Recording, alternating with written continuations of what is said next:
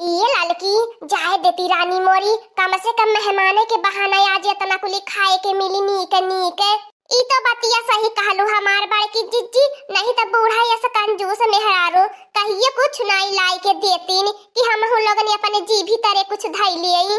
ये लड़की देखी नहीं इतना छप्पन भोग देख के हमार लड़िया टपकती बाए। ए हमार बड़की जिज्जी देखा लड़िया ये न टपकावा जुठार मिठार मत करिया, बूढ़ा देखती बाटू नहवा धवाई के खाना आज बनवावती बाटिन आ तू लड़िया टपकाई देबू त भरा भंट होई जाई। ई जानी ले हमार बड़की जिज्जी तनी अपन लड़िया के कंट्रोल करेया। ये लड़की देखी नहीं राम मंदिर के उद्घाटन भइले कितना दिन होई गयल, तबो नहीं बूढ़ा कहनी के ले चलिए के दिन घुमाई आई इनहन के राम मंदिर अयोध्या नगरी। हाँ हो हमार बड़की जिज्जी जब उद्घाटन रहल त कही गल बूढ़ा से त बूढ़ा भीड़ कही के हटाई देहनी है। अब कहानी की बाद में ले चलब तन्हन के घुमाई आईब, आज इतना दिन होई गल बूढ़ा ना मनाई लेती है इनी। लेकिन त हमार बड़की जिज्जी हमारे मना में बड़ा लालसा लागल बाए कि हम अयोध्या जाई, राम मंदिर जाई, राम का पूजा पाठ करी। लेकिन त का करबा ललकी देखी नहीं उ लगत बा हमन के नसीब में नहीं बाए अयोध्या नगरी घूमे के। इतनी कड़ाकुल सासु पाई गल बाटी अपने आगे बुढ़िया कुछ चल ही नहीं देती। अब का की है जाए हमार बड़की जिज्जी जितना किस्मतिये में होता न त मिलबे करी। ए देखी ना जिज्जी तनी फटाफट आगिया लगावे झटा झटा होए बहिन बहुत ढेर सारा बनावे के बाद पूरी छाने के बाद बड़ा टाइम लग जाई। का दुलहिन लगन अब बहिन नहीं तो हल लगन छानी पकाए भैया तनी जल्दी जल्दी करा। ई हमारी अम्मा ई प्रभु श्री राम का, लक्ष्मण का, सीता मैया का, हनुमान स्वामी का ई मूर्ति लेके कहां जाती है उ? जा बच्चा लोगन अयोध्या नगरी चलत बाटी आ तहला लोगन के चले के बा ई सब जवन भोजनवा बनवावत बाटी ई सब अयोध्या नगरी लेके चले के बा।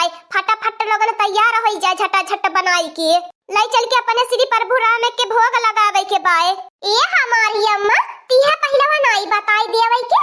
ओहिरे बापा रे बापा, अरे लड़की देखी नहीं अब हमारे में कबावा कतने जल्दी होए पाई फेसिया लवा हम कैसे करवाए पाई। ओहिरे दादा दादा नहीं कि लुगवा बहिन खोजे के परी अब बहिन नहाए के बाय। और ये मोरे अम्मा हो त पहले बताउले हो ते अधरे का हम पेटेंट होई गेल होई त तैयार होई गेल होई ती अपन कुल कई के टीम टाम। ये हमार बड़की जिज्जी उकुल का टेंशन फिक्री छोड़ दिया, अयोध्या नगरी घूमे के मौका मिलल बा ओकर फायदा ला भी उठावा। आ फेशियल ओसियल त हमार बड़की जिज्जी मेकअप सेकअप त रोज होत रही। कुहू हमार दखिन जिज्जी बड़की जिज्जी हम कहीं सपना तो नहीं देखत बाटे। नाही रे लड़की देखी रही तन्ने सपना नहीं देखत बाटा, तन्ने के हकीकत में लिया के चलत बाटी अयोध्या नगरी घुमावे। या फटाफट कुली ने तैयार होई जा। ए हमारी अम्मा तू 5 मिनट रुका आ अब्बे हम 10 मिनट में तैयार होई के आवत बाटी।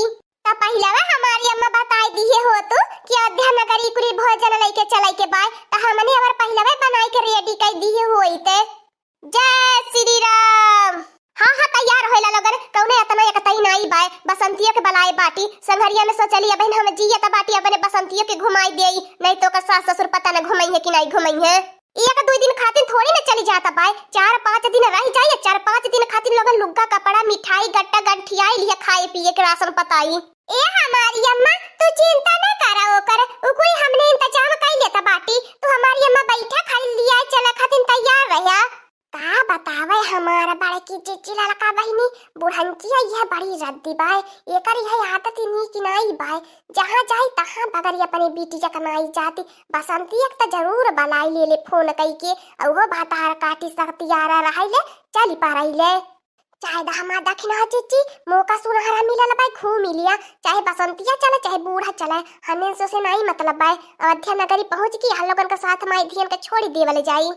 बोला सिया रामचंद्र की जय, बोला श्री राम की जय। जय श्री राम। लहरावले चला हमारी अम्मा नारा गूंजे के चाही। हाँ हमारी अम्मा जौने रास्ता चला पता चले के चाही। हाँ बच्चा लोगन यह मूर्ति लेके चलत बाटी अयोध्या राम मंदिर में स्थापित करब। आज हमारी अम्मा हमन का जन्म सफल हो जाई। हाँ बच्चा लोगन का करी जब से मंदिर के उद्घाटन भयल बाई तब से सपरत मौका नहीं लागी पावत रहल। हम कहली बच्चा लोगन अब तह लगन के हम घुमाई देब, नहीं तो मौका घर से नहीं कहियो मिली। इतना घर का जरनी रहिले कामे काज से छुट्टियां नहीं मिलती। हाँ हमारी अम्मा अगर घर का जंजाल छोड़ाई के नहीं आवा तो घर का इतना जंजाल बाय कहियो छुट्टी नहीं मिले के बाय। थक गइलू का हमार बड़की जिज्जी अम्मा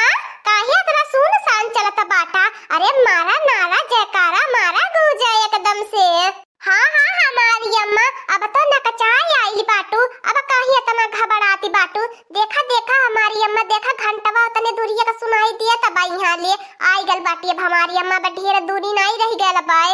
ए लड़की देखी नहीं कुली ने जनबे करे लिया। अब तन्हन से का छिपावे के बाय। हमार तो एक कमजोरी बाय वो है खाना। का बताई खाना नहीं खाई तो बहुत कमजोरी थकान महसूस होवे लगैले। अनन्य पैरे चलत बाटी सबेरे से न कुछ खाए बाटी न पिए बाटी। अब जब तक नहीं राम मंदिर पहुंच जावे नहीं दर्शन कैले पूजा पाठ तब तक कैसे कुछ खाई पी। ए मोर मटकी भौजी बोल जय श्री राम जय जय श्री राम। अबे कुली भूख पियासी भाग जाई। ये हमारी अम्मा देखा राम मंदिर का घाटावा लौका लगन नदिया के किछारावा। अरे बाप रे बाप।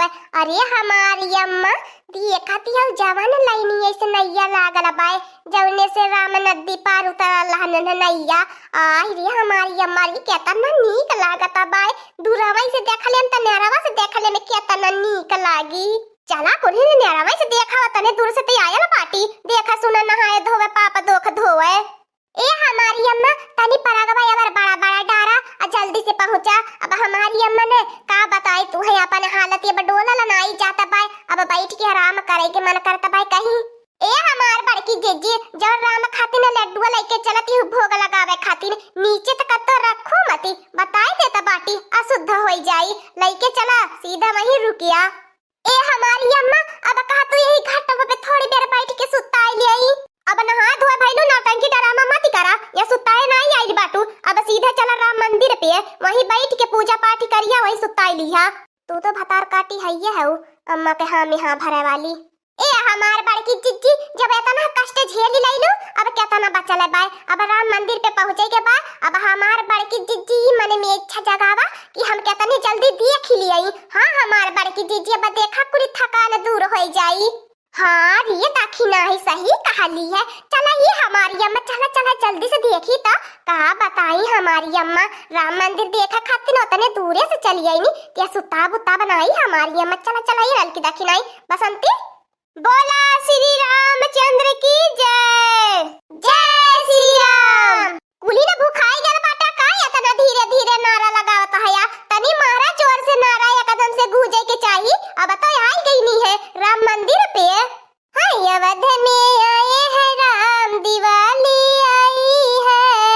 अवध में आए हैं राम दिवाली आई है। हाय अवध में आए हैं राम दिवाली आई है। अवध में आए हैं राम दिवाली आई है। राजा बने श्री राम दिवाली आई है। राजा बने श्री राम दिवाली आई है। राजा बने श्री राम दिवाली आई है। आए अवध में राम दिवाली आई है। आए अवध में राम दिवाली आई है। सुनी नर मुनि सब आरती गावे रघुनंदन के सब दर्शन पावे। ये हमार बड़की जिज्जी तू तो या बहन रानी पूरा फुल चारज बाटू आ कहलू हमारे भूख लग गई नी। ए लड़की देखी नहीं ई सब माया श्री राम प्रभु जी का है। कुल भूख पियासी हमार खत्म हो गया। हमार मन करता भाई केतना गाई केतना नाची केतना झूमी खुशी के मारे। हमारे आज खुशी के कोनो ठिकाना नहीं बाय। इतना नीक लागत बाय मंदिरवा। हां लड़की देखी नहीं देखत बाटा कुलिन आ कदम से जगह माइल भयल बाय जम जम जम जम चम चम चम चम चमकत बाय। चम चम चमकेल राम के मंदिरवा चम चम चमकेल राम के मंदिरवा। आवाया दीदी बहिनी कैला कैला श्री राम जी के दर्शन कैला श्री राम जी के दर्शन। चम चम चमकेल राम के मंदिरवा चम चम चमकेल राम के मंदिरवा। आवाया दीदी बहिनी कैला कैला श्री राम जी के दर्शन कैला श्री राम जी के दर्शन। खुशियां का आज न कौनो ठिकाना बाय। आज हमारी अम्मा लड़की दखिनाही सब राम के दरबार आयल बाय। हाँ दोस्तों आज का कार्टून कॉमेडी वीडियो यहीं तक था। आगे का कार्टून कॉमेडी वीडियो देखने के लिए हमारे चैनल को सब्सक्राइब करिए। हमारे चैनल का नाम है दीदी कार्टून ऑफिसर। और हाँ दोस्तों हमारे वीडियो को ज्यादा से ज्यादा शेयर करें लाइक करें बेल आइकन को दबाना मत भूलिएगा। सब्सक्राइब करना तो बिल्कुल मत भूलिएगा। और हमारी कार्टून कॉमेडी वीडियो देखने के लिए आप सभी को धन्यवाद।